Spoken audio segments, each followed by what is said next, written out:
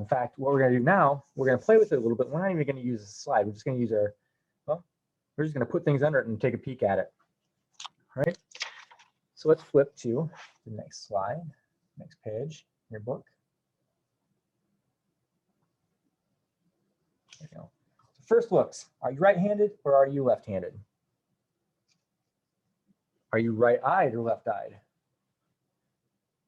So if you're right-handed, doesn't mean you're going to be right-eyed, doesn't mean you're going to be right-brained, doesn't mean anything. So you have a dominant and a weaker eye. It's just the way that it works with everybody.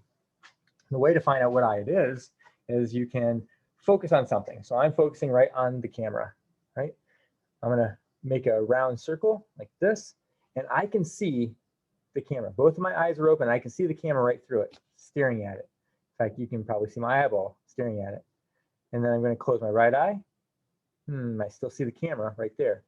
Open my right eye, close my left. Can't see the camera. My vision just jumped. What that's telling me is that my left eye is dominant. My left eye is the dominant side. I'm right-handed, but I'm left-eyed. My left eye does most of the vision. And when both signals go to my brain, my left eye is the dominant one, and my right eye just fills in the pieces, the blank parts. If you do that blind spot that I talked about earlier, you'll see there's a blank spot in your eye, and the other eye is there to compensate for it. So your vision's coming through, it's splitting, and when you close the strong eye, now the weak eye has to take over, and that's why the vision jumps real quick. Some people, it's like being right or left-handed. Some people will use, like me, will use the left eye to see things. Some people, even if they're left-eyed, they use their right eye for viewing. It's whatever's comfortable. Like my brother, we grew up playing baseball. He's right-handed, but he swings left-handed. It's weird, right? It's just how it works. So what you can do, and I find myself switching back and forth, is that if you're left-eyed, like me, and right-handed, it's perfect. You take your notepad, notebook, your microscope. Yeah, let me turn on the desktop. You've got your scope, sitting safely. I've got my book to write in. I can put my left eye up here, look at my specimen, and I can draw with my right. So that's the way a lot of people like to do it. If I need to, I can bring these two closer together so I can keep both eyes open. And what's nice about that, whoops, wrong way. By keeping both eyes open, I can look with this one and I try and match the drawing with my right hand. So it's kind of fun doing it like that. I don't know, sometimes I'm looking through my right eye and I catch it, but when you're using the scope for the first time, setting it up is really important. Don't sit on the couch and rest it on your leg. Number one is it's not stable. You're wobbling around, you're trying to move glass slides, you're trying to use the spring clips, you're hunched over doing things. Don't use it on the couch arm, you know, where you've got a soft cushion because you're squeezing on the spring clips and it's shifting everything around. You always want to be working on a solid surface, so make sure that all 4 feet are firmly on the table. And table, not floor. I had somebody ask me, what about the floor? Super uncomfortable. So if this is in front of you and you're laying on your belly or on your elbows even, your head's tilted way back like this for however long you're working with a microscope. Not a great idea. So I would say sit down or stand at a table. When I'm standing at a table and I'm looking in the microscope, I actually kind of spread my legs apart a little bit and I lower myself down on my knees and I rest my knee on the leg of the table or whatever, so that I'm in a better position and I'm ready to, and I'm ready to look in. Right.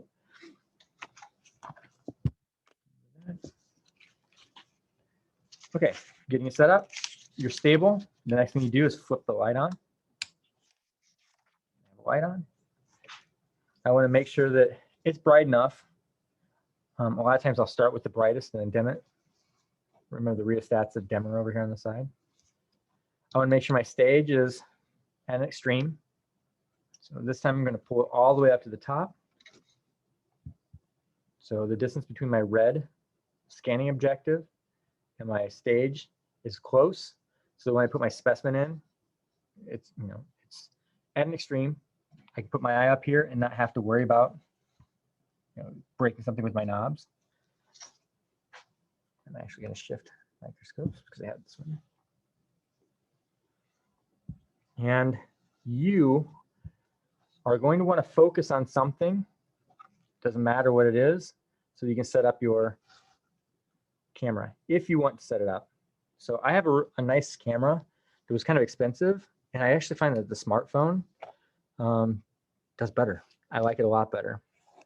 So if you want to just grab something out of a slide box, throw top on it, all good. I get nervous about that. Let's grab a random slide. I don't even know what I'm looking at. Human blood smear. Worst one I could have picked. Super teeny tiny cells, and that's not where we want to start. That's where we build up to. Random number 2, drum roll. Pine leaf, I'll take it. Doesn't matter what it is that you're looking at. If you want to open this one actually has a lot of good specimens. You know what? Never mind. That's what I'm going to do. I'll put my pine leaf back so we're all on the same page. Grab that fly leg. No, seriously, I'm not pulling your leg. So open the top. It's one of the first 5 slides. Cotton stem, not it. Stem of dicot, mature pine, housefly. That's the one.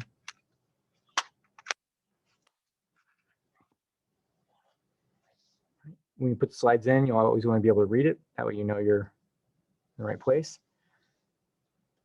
And before you go in, just to make your life a little bit easier, I would take a marker. Try not to get fingerprints all over your slides. If you do, you can wipe them off, but it's just good practice. Do you see the fly leg right there? I would go directly down and put a mark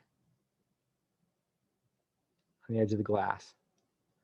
Directly below it, you may not be able to see. You see that mark? This is handy when you first start using slides because it's easier to find the edge of the glass, focus on the edge of the glass so you know you're at the right depth, and then start looking up. So I'm going to put it on, pull it in, I point your fingers at the slide, my thumbs push the stage clips down. All right, now I'm going to peek at the side right here. I can see that little black speck that I just used. Uh-oh, this might be a problem.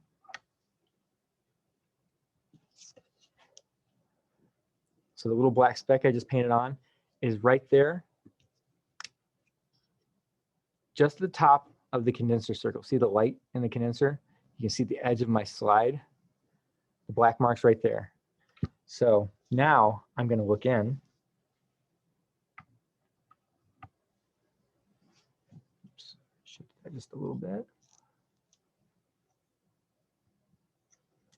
You don't need to hook your camera up right now. You want to be able to do this by sight first. I've just gone and messed it all up.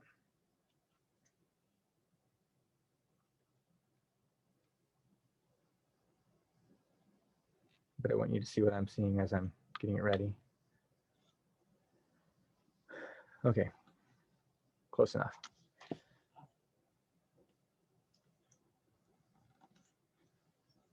So I am going to shift this.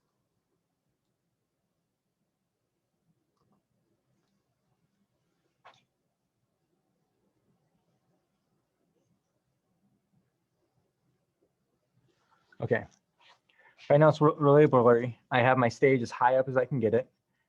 I'm going to lower it down slowly with my big coarse adjustment knobs until I think I see something. I didn't see anything.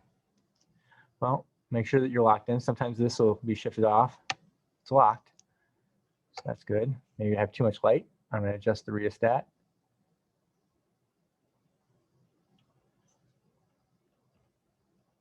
Okay, now going back down.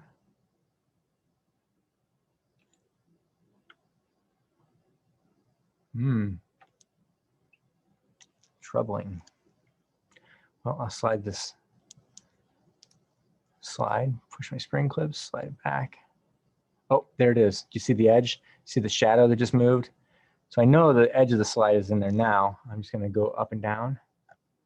I'm all the way at the bottom. I'll bring it back up. There it is. Oh, look at that. There's the edge of the slide, and there's my marker mark. Isn't it cool already? It looks like a cool mountain painting. And the reason it did that is because earlier I marked the bottom side of the slide on accident, and then I just put a mark on the top. But look at that coolness. All right, so that's the edge of my glass. I see it. I'm going to use the fine knob to get a good view. That actually looks like a castle or something, doesn't it? That is wicked sweet. I need to take a picture. And now I'm just going to pull. I have my fingers. I'm pulling the slide towards me. Still cool. And I'm focused. I'm doing it. I'm taking a picture. Oh no, I can't reach the button. I don't think. No. Well, nuts. I zoomed in on my picture so that I could show all of you. I covered up my camera taking picture or picture taking button. Okay. Well, that's the edge. I'm hoping I stalled enough, babbled. But you should find the edge. And when you're ready, you know that the fly leg was right directly above your marker mark. So we're going to just pull that down. There's the edge of the cover slip. You see all the glue.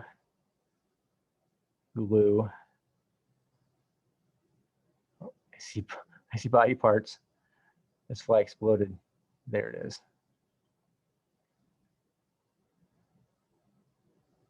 Ah, the leg's missing. Okay. Whoosh. It's like shaking somebody's hand and the hand falls off on you. Here you go. Right. So all you're doing is you're just getting it in view. Move your slide around, whatever you have to do to make sure you can see it. I'm not sure what that stringy thing is.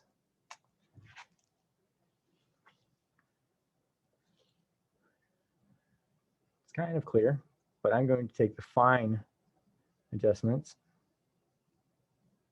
Let's see what I can see. Okay, so that got clear. It means it's sitting on top of my slide. It's not supposed to be there, it's just sitting there. So I'll take the paintbrush. Fixed.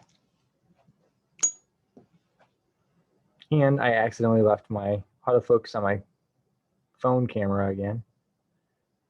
So it's going to try and adjust if it doesn't think it's clear. You can see that big vein going down the thigh. It goes around the knee and goes up. So it's kind of shaped like a V. Big vein comes down, goes to the knee, and then comes up.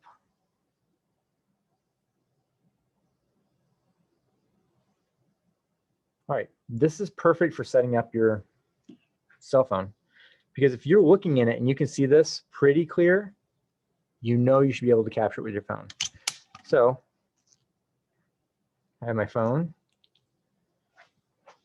I can see, and I'm just going to try and come close to lining it up. I'm not going to be perfect. Might have to have somebody to help you with. Oh, let me scoot this forward. Might have to have somebody help you with holding the phone holder. So you'll loosen up the back bolt. It's going to wobble a little bit. Put your phone in. I don't know where the hole is. There it is. Pretty close. And then it's just feels like it's too high, so I'm sliding it down. Nice. Oh, close to the side. So I'm loosening up the bolt. Turning just a little bit. Oh. Oh.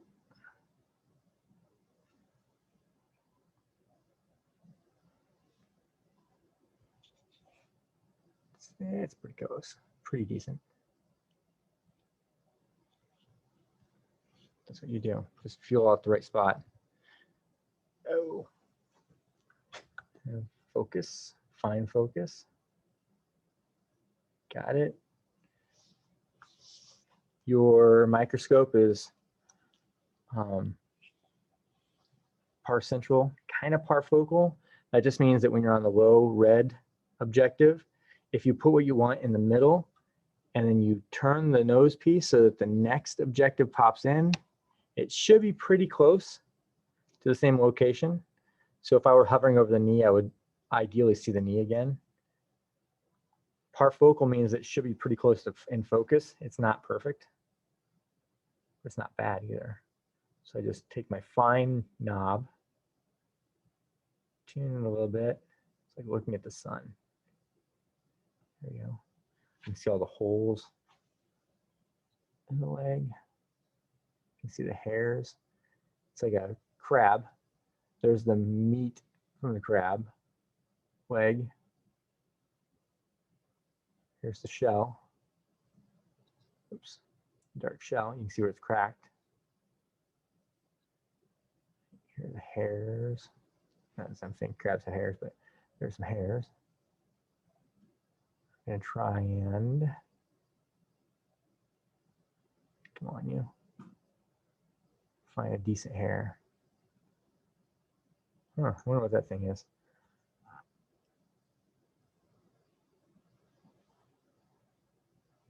So I'm assuming that you're playing with and focusing. So I'll go to another higher objective. With my focus. Oh, I lost the leg.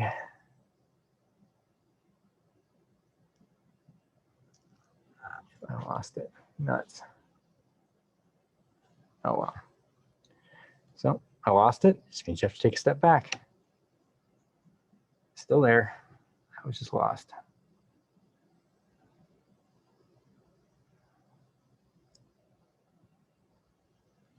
Okay. Focus a little bit.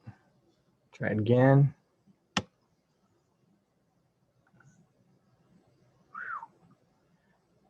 Close there.